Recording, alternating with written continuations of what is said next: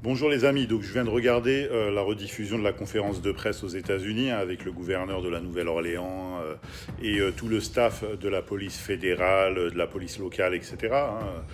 Donc bon, alors il y a des choses à dire, même si personnellement je ne sais pas. Voilà, je ne sais pas, j'en sais autant que vous, j'ai regardé, mais bon, en tant qu'enquêteur français, j'ai une observation à faire. Bon, la conférence de presse ne donne pas grand-chose. Elle donne quelques éléments matériels comme ça de l'enquête. Elle donne l'identité effectivement de l'assaillant, hein, du terroriste en question.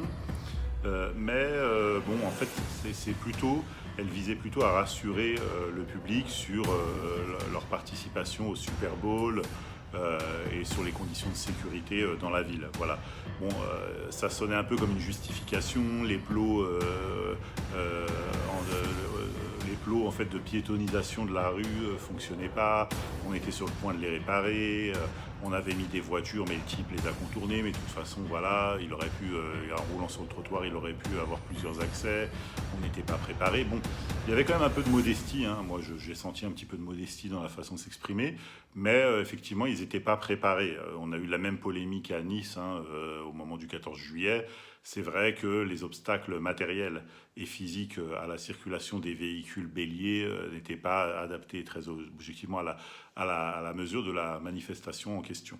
Bon, sur le dispositif d'explosion qui aurait été constaté, retrouvé dans le véhicule. Alors pour moi, il y a des incohérences. Sur la revendication aussi, on aurait retrouvé un drapeau de l'État islamique dans le véhicule, pourquoi pas. Par rapport à, comme je vous le disais, à la culture du terrorisme mondial et international, il y a des choses qui clochent. La première chose, c'est qu'on n'a pas de revendication à ce stade des organisations elles-mêmes, c'est-à-dire l'État islamique en Syrie, par exemple, et en Irak. Donc normalement, compte tenu du délai, on aurait dû avoir une revendication à ce stade. Après, peut-être qu'elle a eu lieu et qu'on ne le sait pas, mais en tout cas, pour le moment, il n'y en a pas. Donc, un simple drapeau retrouvé, ça laisse plutôt penser à l'entreprise individuelle, à un partisan peut-être, mais pour le moment, en tout cas, l'acte revendiqué, je ne sais pas. Ensuite, comment dire, les complicités. Alors, oui, qui, quoi, comment, quel aurait été le rôle des complices? Pour le moment, on ne sait pas. Bon, on sait qu'il y a des identités qui auraient été constatées, retrouvées. Ou effectivement, si le véhicule appartenait à quelqu'un d'autre, s'il a été loué par quelqu'un d'autre, s'il y a une pièce d'identité ou un truc dans le véhicule, ça prouve pas, ça détermine pas une complicité. Donc voilà, tout simplement. Donc le type a un profil d'ancien militaire, ok, soit. Donc c'est bon. On n'a pas pour le moment le mobile, tout simplement le mobile, puisqu'il est citoyen américain. C'est pas quelqu'un qui était connu pour être engagé, donc, bon, on n'est pas à l'abri d'une surprise. Peut-être que la perquisition à son domicile, les investigations sur le matériel informatique ou téléphonique vont donner des résultats. Mais pour le moment, on n'a pas de visibilité, à part qu'effectivement, il a un nom à consonance. Alors moi, je dirais pas arabe, je dirais plutôt indo-pakistanaise, peut-être afghane. Donc affaire à suivre, hein, ou peut-être kurde, mais en tout cas pas arabe, a priori. Hein, pour moi, voilà, il serait plutôt d'origine effectivement indo-pakistanaise, comme ça au pied levé, mais après on ne sait pas. Comme il est citoyen américain, les parents auraient pu avoir la liberté de lui donner un prénom de leur choix tout simplement.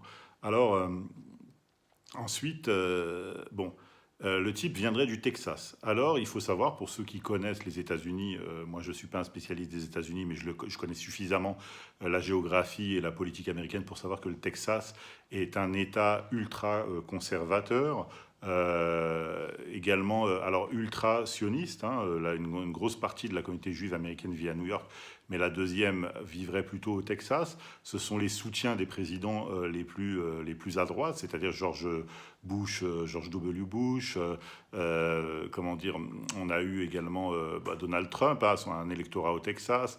Bon voilà, le Texas est pas démocrate, le Texas est purement républicain. La Nouvelle-Orléans, par contre, ce serait presque l'inverse. C'est une région, alors pour ceux qui se souviennent, dans la première décade des années 2000, on avait eu un cyclone qui avait touché la Nouvelle-Orléans. C'était une population qui avait été totalement laissée pour compte par le gouvernement Bush, qui était plutôt une population pauvre, noire. Hein. Là, on parle d'un quartier français, oui, la Nouvelle-Orléans effectivement, je dirais, de souche française, mais aujourd'hui, c'est surtout peuplé de Noirs et d'une population très pauvre, hein, qui politiquement n'est pas respectée. Hein. C'est comme ça, en tout cas, qu'elle est perçue. Donc, aller tuer ces gens-là pour passer un message à l'international, alors que le type a la possibilité de faire la même chose au Texas, ça me paraît bizarre, voilà, tout simplement, mais pourquoi pas, encore une fois, hein, laissons-lui, entre guillemets, le bénéfice du doute. La troisième chose, c'est le mode opératoire. Alors, s'il a des explosifs, si vous regardez dans la généalogie des attentats à l'explosif, ça fait très très longtemps qu'il n'y en a pas eu sur le sol, sur les sols occidentaux, à part les ceintures explosives sur le 13 novembre, etc. Mais ça, c'était encore très particulier. Bon, admettons, parlons de la voiture piégée. Bon, par exemple, on prend l'exemple des attentats de Madrid.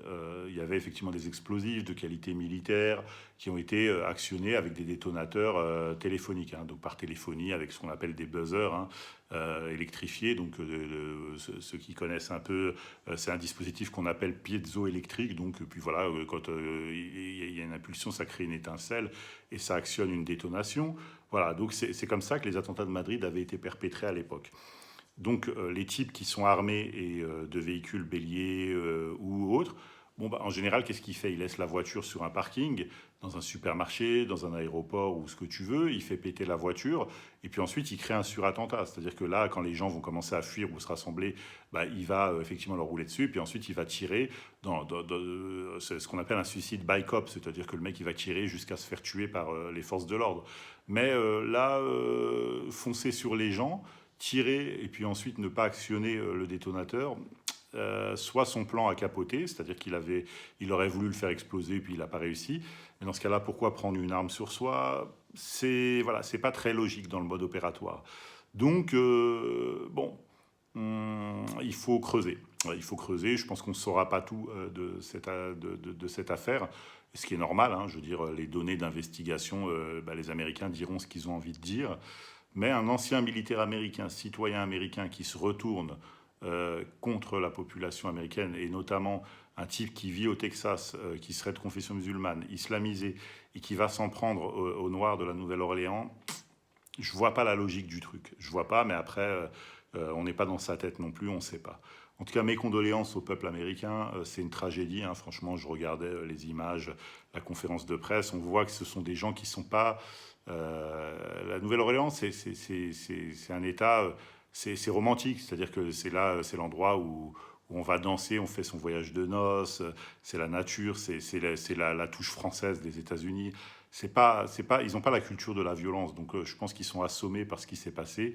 Et c'est le peuple américain, quand bien même les gouvernants, le lobby militaro-industriel fait du mal sur l'ensemble de la planète, hein, il faut être réaliste, mais la population américaine n'est pas une population belliqueuse, et encore moins celle-ci. Je veux dire, le noir de Nouvelle-Orléans qui va s'engager dans l'armée américaine, c'est pour avoir un salaire, pour être soigné, pour avoir à manger, pour avoir une retraite, c'est pas pour aller conquérir la planète, quoi, tu vois. Donc je vois pas la logique du truc, j'attends d'en savoir plus, on va regarder. Mais voilà, à chaud, c'est ma réaction. Je vous embrasse, bonne soirée à tous, salut.